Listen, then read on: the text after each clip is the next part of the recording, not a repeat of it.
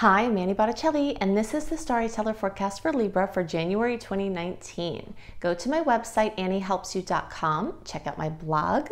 Also, if you're interested in a live reading with me, I'd love to give you my insights for you for the year and beyond, and whatever else you want to check into.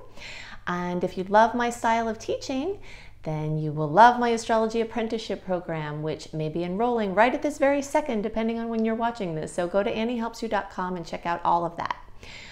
So what is going on for Libra for the new month, for the new year, January 2019? Happy New Year. We've got a new year on all levels. Sometimes we start out a new year and it does not feel like a new year because the astrological transits are more pointing backwards. But that's not this year. This year is very much a clean slate on many, many different levels from the astrological perspective. We are completely done with the personal planet retrograde cycle that was back-to-back and the post-shadow periods. We also are going to have all the planets in the cosmos going direct very early in January into, that will actually go till like February 18th before we start having a shadow period. I mean, technically, yeah, well, I don't want to get into that, but until February 18th, we have all the planets going direct. So that's a big deal. We also have 2 eclipses. For some people, it's going to rock their world, for better or worse. These are major changes that these eclipses are bringing. There's the end of one cycle, getting deeper into the beginning of the next cycle that started earlier in 2018. So we're going to talk about where you can see those energies show up for Libra placements for the second eclipse. For the first eclipse, I looked at that in the December report because you do often see these eclipse energies show up very early, the month before, 6 weeks before. So if you watch the December report, you'll see where the first eclipse of January is going to hit for Libras. And if this report is going to talk about the second one, as well as some other things. There are some other things indicating that we have lots of brand new chapters opening. We've got 3 supermoons in a row, which means the moon is closer.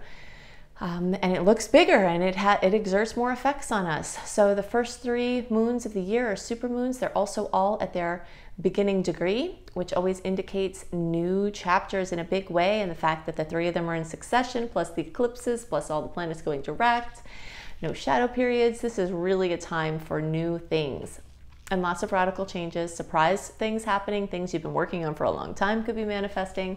So since the format of my showing you the visuals for early, middle, and late has been working so well, everyone's been giving me great feedback, I'm going to continue with those. So let's transition into looking at the charts and I will show you the energies of what's going on for Libra for this month and beyond.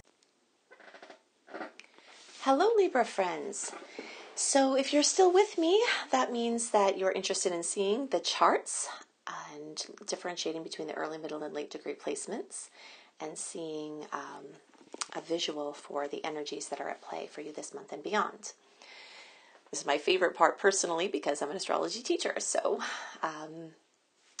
let's take a look at these. Okay, so first we have to establish if you're an early, middle, or late degree placement, and this is very important because there are 30 degrees in the sign of Libra, going from 0 to 29 degrees. So where you're at in that spectrum is going to change how your chart looks, because when we're looking at a chart where we put the sun on the ascendant, which is what we do in the horoscope charts, then that shifts the chart. So like here's 4 degrees, here's 14 degrees, here's 24. That's the middle early, middle of the middle, and the middle of the late. Okay, so you can see, and I'll go into more detail about this, that it actually shifts the placements and the timing of certain aspects for you. That's why I take the time to differentiate here, okay? So if you're an early degree placement, then you are going to be September born. Ish, okay? There's a little few days here and there, but it's close enough. If you get close enough with this, it's fine. Okay, so that's September born or 0 to 9 degrees if you happen to know your sun sign degree, or if you're watching for your moon or rising sign. This is also working for you. Okay, so the middle degrees, they're going to be October around the 1st through 10th. Or 10 through 19 degrees. And then the late is like around October 11th and 20 through 29 degrees, if you know your rising sign or moon. All right, so if you missed that, then do me a favor and rewind and figure out whether you're early, middle, or late. My assistant and I tried to answer everybody's posts personally, but we're overwhelmed. So if you can answer that question for us yourself with this little guide, that would be great. Okay, so now let's look at the sun. You know, in monthly horoscopes, one of the easiest things to follow that usually has a shelf life for its story of about 4 weeks, which is a month, is the sun. Okay, so for you early degree placements, you can see the sun is in the 4th house, energizing there. Home and family, real estate, design, your emotional inner world, things like that. For you middle degree placements, some of you will start the month out with the sun right there. Some of you, it may be, you know, in the first week or so that it gets in there, depending on your placement. This is always interesting, okay, because over here, it's back further. Okay, so it's going to take a couple to even longer, like even maybe to the end of January for some of you late degree placements before the sun gets into that 4th house. So this focus on the 4th house, home, family, all of these things, real estate things, fixing up your house, doing stuff with your family of origin, building a family, you know, design projects, home-based businesses, that's going to be really highlighted from the beginning for the early, very soon in for the middle, and then towards the end of the month for the late, because it's staggered there. Okay, so we can also see, we'll just kind of check Jupiter's progress here. If you watched my November report, I went into lots of detail about Jupiter's placement and its movement. But we're just going to track it here now that we're a couple of months in. We can see Jupiter, the great expander, is very solidly moving through the 3rd house for the early degree placements. Okay, so you can see him there. These outer planets, it's really fun and easy to see the difference between the early, middle, and late. Okay, so you can see early is clearly in the 1st house. Some of you middle people may have had it cross in, and certainly it would have been flavoring the 3rd house for you. But some of you, it's not even in there yet, but this month it's going in for many of you. Okay, we'll talk about what it means, but let's just establish what we're doing here first. For you late degree placements, your Jupiter party is still in the 2nd house for a while. It'll take longer into 2019 before this to really get highlighted for you. And the later your placement is, the later into 2019 it will take for Jupiter to go into the 3rd house. For those of you who are in late and the middle degree that still have Jupiter in the 2nd, Jupiter is at work in your financial sector, helping you to make more money, helping you to value yourself more. Sometimes it just brings in additional streams of income. For some people, it will be a paring down where you're just casting away material items and living more simply, and that's, you know, how you're navigating this relationship with the material realm. And always know that even though I have seen, and gosh, I have tracked this, you know, when I'm talking to you, just know that I have done thousands of live individual readings. I've taught countless people to be astrologers. And I've watched charts, my own and others, go by for almost 2 decades. So this isn't a willy-nilly, casual relationship that I have with astrology. So when I tell you that I see it happen so often that when Jupiter's in the 2nd house, that people make more money, this already happened for early, still happening for middle and late, it really happens. I mean, even when you look at the charts of people who we know are super rich, a lot of them have Jupiter natally in their 2nd house. So there is a strong association between Jupiter in the 2nd house and more income. However, if you're not a vibrational match for that, you will not pull in that energy. This is the most important thing I can teach you. And this is something that people sometimes want to gloss over with astrology and say, well, when am I going to have this happen? And the answer is when you're a vibrational match for it and the other circumstances coincide to make it happen. So if you haven't had money come in from this, I see this happen, you're blocking it. Or it's not the right time for some other reason because there are other lessons. But you've got to do inner work to shatter your glass ceilings. So, you know that you can do that. And the more work you do, the more Jupiter will expand that space. Now, for you early degree placements, starting now for some of the middle, and not yet coming later for you late degree, Jupiter is accentuating the area of communication and mobility. So it can improve mobility, can upgrade your devices, it can make you a writing or expressing maniac. Like you want to write books, you want to write blogs, you want to, work on editing projects. If you're in those fields, it could be really expanding. Things with publishing, things like that. Things involving your brothers, sisters, cousins, aunts, uncles. Opportunities could be happening there. Also know about Jupiter that even though it usually is, it's benevolent, it's known as the great benefic. If there is something that has to be brought up in order to be healed, in order to get to the outcome that Jupiter is trying to help you with this expansion, then it could make certain things worse before they get better, just to bring things to a head so that they can heal. Okay, so Jupiter can be mischievous in that way. But sometimes it is just glorious, wonderful synchronicities and good luck in those areas. Okay, so I want to talk about the eclipses. If you haven't watched my December report, then definitely do that, because I talk about where the first eclipse of the month, January 5th, is going to hit for Libras and what you can expect from that, and the eclipse cycle that's at play for Cancer, Capricorn, and the timeline. I go into all that in December's report because we often feel these eclipses early. So a lot of the early January eclipse energy could start to really manifest at the end of November, beginning of December, all of December. And this one towards the end here could also have started earlier. These eclipses, there's like a timeline, okay? So this Leo Aquarius cycle that's ending, the last time this happened was 2008 to 2009. So think back over those times. And then look at 2017 through the beginning of 2019. And any time along this road, something eclipse related could have happened. But it's a hot spot in the 4 to 6 weeks or so, sometimes 8 weeks before and after the actual eclipses.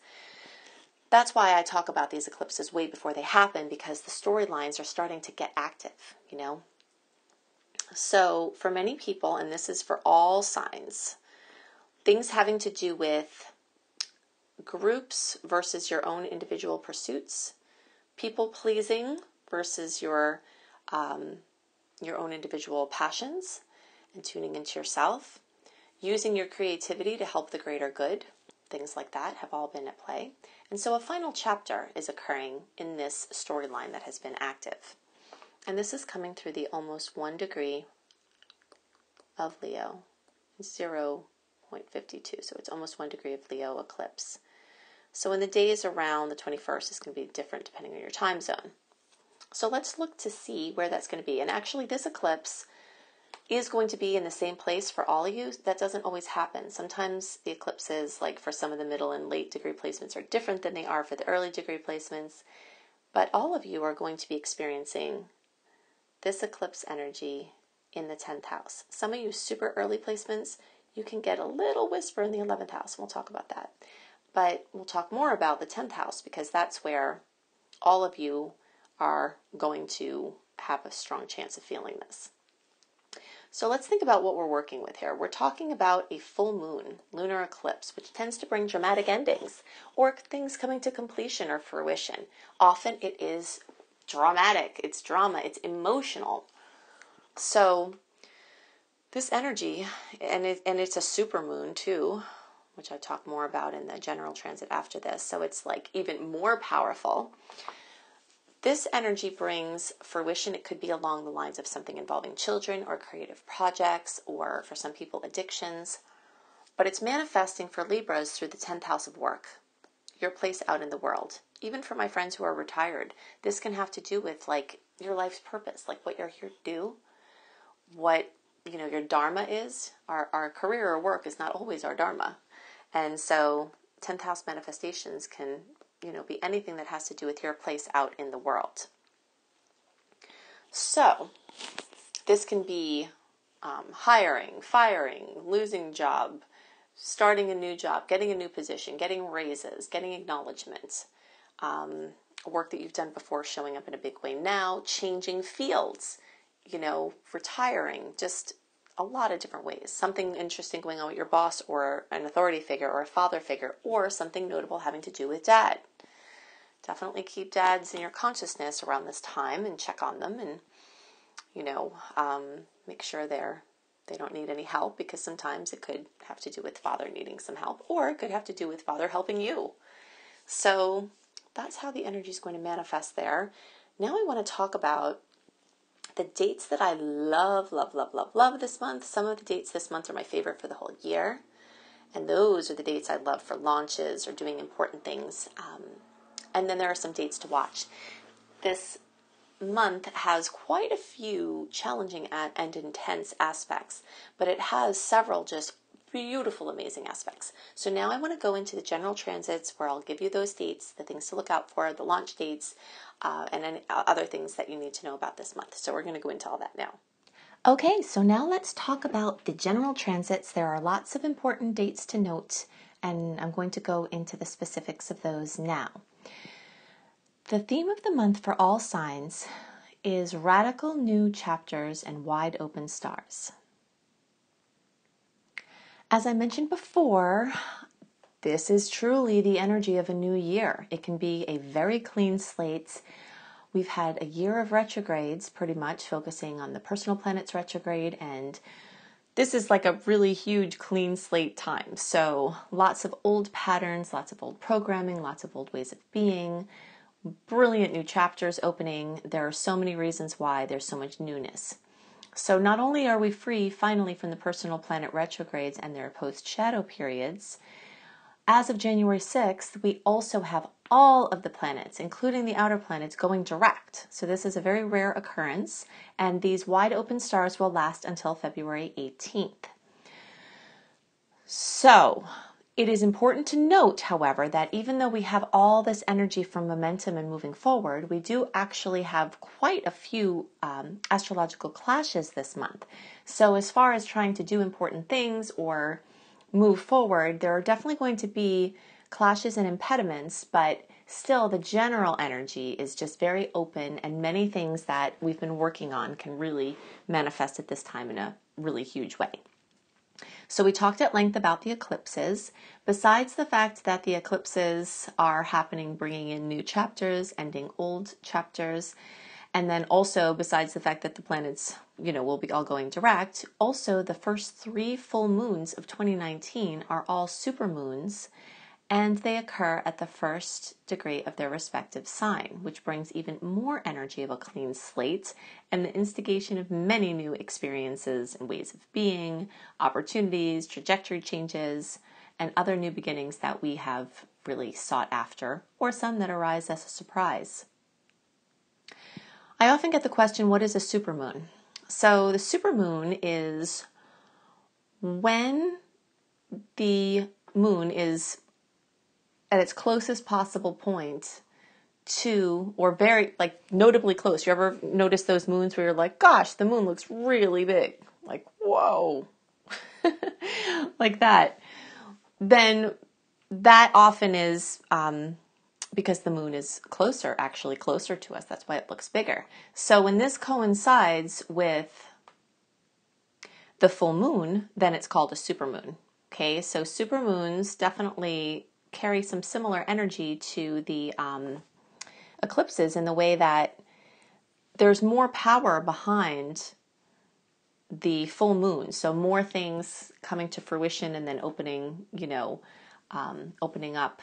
Basically things coming to a major climax and new things beginning. So powerful endings, powerful beginnings are definitely a theme that we're having from the eclipses and the supermoons.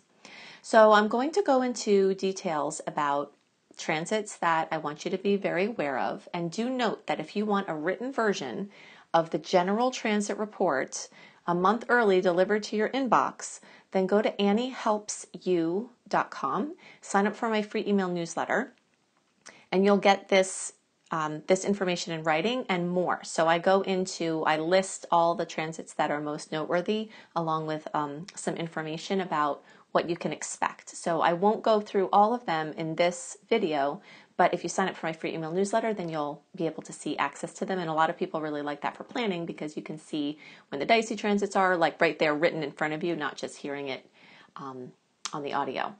Also, if you are planning travel, check out my monthly travel astrology reports on my site, astrologykisstravelbliss.com. And if you like written horoscopes from me, then go to cozybysweetstarlight.com. Okay, so those all will give you tons more information about the transits, how you can best use the energies. So, like I mentioned before, there are quite a few clashes this month, and there's some energy that I would call very sobering. And this is typical of this time of year when aspects get together in the sign of Capricorn. It's kind of very, it's very realist. It's like kind of sometimes time to pay the piper, after the Sag transits of just kind of freedom loving. Now this is the time to get organized, get your taxes together, figure out the financial aftermath from the holidays, So it can come with some sobering or even challenging news, reality checks, but this energy is also fantastic for trying to drill long-term things in to your reality. So like on the 1st and the 2nd, we've got the Sun getting together with Saturn in this Capricorn. This Capricorn energy is the kind of, I don't want to make it mad, but we'll call it concerned energy, where you're like, okay, we really have to get down to business here. So that energy will last a few days, and then there's a square with Mercury. So on the 3rd, and then also again, we have, let's see, on the 8th, and then again on the 23rd. So January 3rd, January 8th, and January 23rd, we have squares with Mercury. So expect on those days possible impediments to movement, some, minor speed bumps, challenges with communication. Could feel like a mini Mercury retrograde. So whenever Mercury gets together in the form of a square, it can cause those challenges. So it's going to, Mercury still in Sag is going to come and square, let's see, Chiron. Then it's going to come and square Mars. Then it's going to come and square Uranus over the month. Okay, so particularly that one on the 8th and then the one on the 23rd. So 1, 8, 1, 23. Be extra careful with your physical body and with driving. And, these are the kind of transits that I say, really look out as you're texting. I'm hoping that everyone would just stop texting while they're driving or riding a bike or walking in busy areas. But since I know that's not going to happen, I at least can give you the warning that in the days around those days, there are more chances for accidents, verbal communication accidents, and also physical body and vehicle, and with your devices, like dropping in the toilet, things that would impede your communication through something happening to the device. So just be really careful around those days, extra so. And always remember that I give you the dates of the transits, but the days that we can experience the transits are often before or after the actual transit, because all of the transits have these orbs of energy. So something happens on this day, sometimes we feel that over here or on the day or some point after, because the range of influence of a transit has an orb, and the orb is dependent upon the planets involved. So, from a day to 4 or 5 days if we're talking about things with the personal planets, before or after. Okay. That's why I say don't hang your hat too heavily on an exact date. You have to more tune in to the feeling. If there's going to be a sweet aspect, and there are going to be quite a few, which I'm going to have you note here, then if you're feeling the vibes in the days before, you don't have to wait till the exact day of the aspect. If you want to lock something in or do something important, then definitely follow your personal flow, how you're personally experiencing the transits. Okay, one more challenging date of note, and there are actually more that I'm listing, but again, you can go to anniehelpsyou.com and see more about those details. But on January 13th, we have the first of 3 passes of Jupiter in Sagittarius squaring Neptune in Pisces. Okay, so let's look at that here. So Jupiter is here. Neptune is here. Now, also a reminder, I know I've talked about this before, but I want to remind you, when we're talking about general transits, these are for everybody. I tack the general transits at the end of the individual reports. So the general transit that you hear for each sign will actually be the same for all signs. I do that for your convenience, so you just listen to it right after your sign-specific report. When we're talking about the general transits, these houses that these aspects are occurring in don't matter. Okay, we're just looking at the relationship between the planets and not the houses. To understand the houses, that's going to be different for each sign. So just kind of ignore, that's why I've scribbled this out over there. All right, so anytime outer planets get together, they're generally talking about a long-term theme. Okay, so this on January 13th is the first of 3 passes, with the second being on June 16th. And then the third and last being on September 21st. And these are all in 2019. Okay, so it's very well indicated to avoid being overly optimistic at this time, and definitely to avoid risk-taking behaviors that may have worked in the past.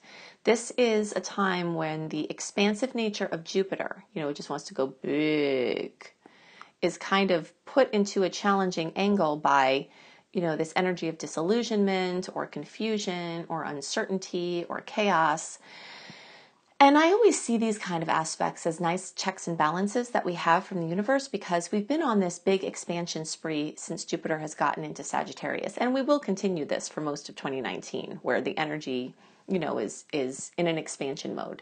Even when Jupiter is in retrograde, which isn't yet, but even during that time, there's this story of expansion is really strong, because Jupiter is in the sign that it rules, which is it's very excessive in that place. So, in the weeks around the 13th, June 16th, June 21st, these hot spots will last weeks at a time. Just be really careful. It's not always the best time to take risks unless you're intuitively inclined, for sure. The odds are more in favor of disappointment now than triumph.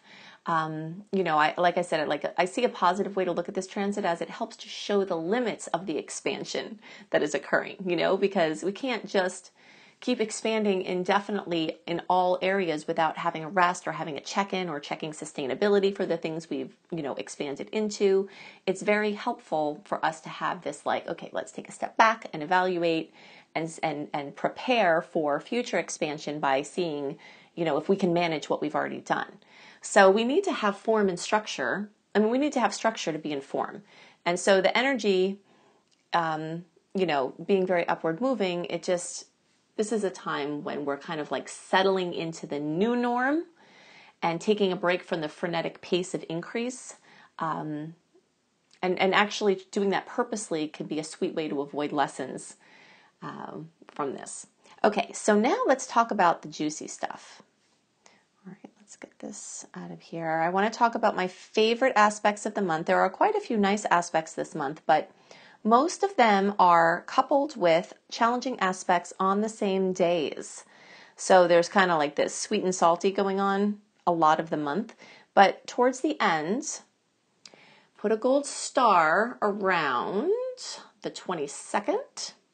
Okay, on January 22nd, Venus, where are you, buddy? All right, so Venus is going to come and get together with Jupiter. So put a big star on the days around this. Now, there are some other aspects around those dates that could be manifesting that could have more challenge. But in general, Venus, ruling love and beauty and money and self-esteem, is going to get together with the great expander. So anytime we have a personal planet, especially Venus or Mercury or the Sun, getting together with Jupiter, it usually means really good news involving money or love, sweet spot, something gelling, money coming in, just something really, really excellent. So I just love, love, love that day. Now, if you have to do something business-wise, launching something, oh my gosh, I really love this time. And if it happens to be in anything having to do with Sagittarius efforts, even better.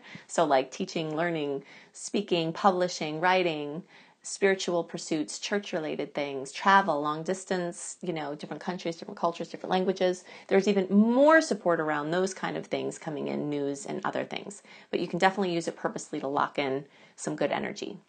One of those squares I warned you about with Mercury is on the 23rd. So Mercury squaring Uranus. So just, you know, that's going to be happening at the same time. So if things are weird that exact day, don't, you know, just follow your intuition. But I definitely love the energies of this Venus aspect. Now, the two last sweet aspects that are my favorite this month, they're even better in some ways because they're not clouded by another challenging aspect that's kind of stealing some of their thunder. Okay, so let's get that out of there. So on the 25th, we're going to have Mars in Aries trining Jupiter in Sag. Gosh, this little pen is hard to write with. Okay, so Mars, there he is, and Jupiter are going to come together and be in our favorite trine configuration. Okay, and when that happens, that's the sweetest of all astrological aspects. So this is one of my favorite aspects of the month and even the year. Because trines with Jupiter are just awesome. So it's a great day for important things. If your intuition is in agreement and the synchronicities seem to line up, I love this for like launch dates, moving forward, making decisions, you know, and it should be relatively clear from that other aspect that happened on the 23rd, or at least it's diluting. All right, so that's put a sweet spot, sweet gold star there. And then the last aspect is on the last day of the month that I love, love, love. You can see that the end of the month is kind of more clear in some ways from the general mischief of the month. Also, the eclipses will have happened, so some more clarity might be coming in about those directions. So on January 31st, we have a beautiful Saturn in Cap sextile Neptune in Pisces. Okay, where's our buddies there? Saturn and Neptune. Okay, so sextile is a 60-degree angle, beautiful aspect. And again, like our other aspect that we were talking about with Jupiter squaring Neptune, that's an outer planet challenging aspect. We talked about the implications of that. But this similarly will have 3 passes. Okay, so January 31st is the first pass. The second one is June 18th of 2019. And then the third is November 8th.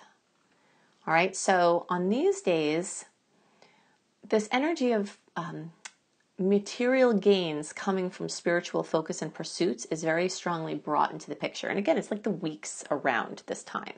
So it can also manifest as any beautiful blending of the lesser seen plus the more tangible realms. So this is like a nice bridge time when people who are doing work on the inner planes, doing work with the law of attraction, doing work with, you know, on the levels that are hard to see. Like you could be working really hard and what we call normal people around you, right, who don't understand what you're doing, might say, you know, everything looks the same in your life. And you say, oh, well, I'm really working. Things are really shifting on the inside. These transits are times when things that you've done on the inner realm can really manifest in a big way. They're like really good affirmations of and confirmations that you're on the right track and that inner work really does work.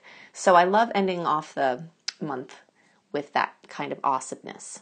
And also if you have to plan something important, that is a super sweet aspect to lock in. You know, when you're doing something important, the day you do it on is like a birthday in many cases, depending on what it is. And then that chart, whatever's going on that day, gets locked into the story of what you're doing. That's why doing things, you know, on good dates can be very helpful to the long-term outcomes of what you're trying to do, because you lock in good energy and then that carries, you know, that goes with it for the whole venture. So if you'd like to have a written version of this every month, a month early, go to anniehelpsyou.com. If you are already on my email newsletter list and you're not receiving my emails, I send them out religiously. So definitely check your spam, social, events folders. And if you find them there, move them into your inbox to give your email the the alert like, hey, I want these in my general inbox, because I'm definitely sending them. So if you're not getting them, then contact my customer service team and definitely first look in those other inboxes. So I hope you love the added effects of the visuals, and definitely go to my website, anniehelpsyou.com, where you can see more about booking a private reading with me. I can tell you more about what's coming in the next year from the astrological perspective and all kinds of other things. Also, if you resonate with how I teach and you would love to learn with me, my astrology apprenticeship program is registering now. So definitely check out my website for details about my astrology apprenticeship program. Also, in the beginning of January, my coach certification and online business course will be registering.